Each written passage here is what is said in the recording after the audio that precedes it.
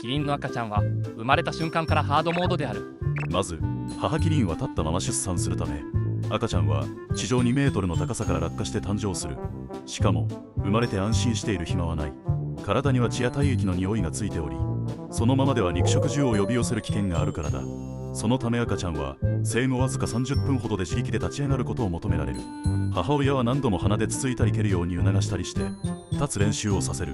しかし30分以内に立てなければ容赦なく捨てられる。つまり生まれた瞬間から命がけの試験が始まるのだ。